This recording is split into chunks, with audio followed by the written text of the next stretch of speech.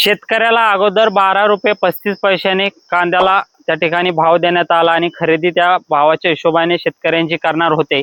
मग त्यामध्ये शेतकऱ्याला यामध्ये काहीच परतल खात नव्हतं, कारण शेतकऱ्याचा खर्चच हा 15 रुपयाच्या पुढे गेला होता। म्हणून शेतकऱ्याने पुन्हा आंदोलन चालू ठेवले आणि आंदोलनाला खरंच यश मिळालं। केंद्र शासनाने 3.5 रुपयाची भाव त्या ठिकाणी कांद्यामध्ये वाढ करण्यात आलेली आहे आणि आता कांदा त्या ठिकाणी 15 रुपयाने खरेदी करणार आहे, अशी सुद्धा त्या ठिकाणी मुख्यमंत्र्यांच्या माध्यमातून सांगण्यात आलेलं आहे।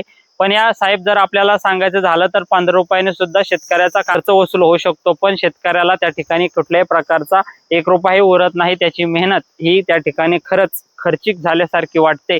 यामध्ये जर शेतकऱ्याला तुम्हाला बळ द्यायचा असेल, शेतकऱ्याच्या पाठीशी राहायचं असेल, तर शेतकऱ्याला नक्कीच आपण यामध्ये 10 रुपये प्रति किलो अनुदान त्या ठिकाणी द्यावं, जेणेकरून शेतकरी त्या ठिकाणी सुखी समाधानी होईल किंवा शेतकऱ्याला थोडं धैर्य येईल आणि कांदा पिकवण्यासाठी शेतकरी पुन्हा सज्ज राहील।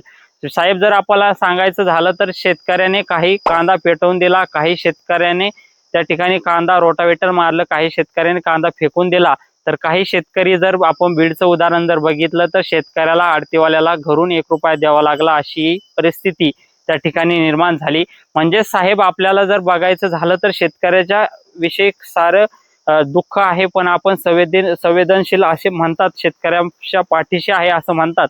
तर शेतकऱ्याला त्या ठिकाणी 10 रुपये प्रति किलो अनुदान त्या ठिकाणी द्या, म्हणजेच असे जे शेतकरी आहेत, जे खचलेले शेतकरी आहेत, तर त्यांना थोडासा धीर मिळेल। आपल्याला एवढीच विनंती आहे की 10 रुपये प्रति किलो अनुदान नक्की द्या। धन्यवाद।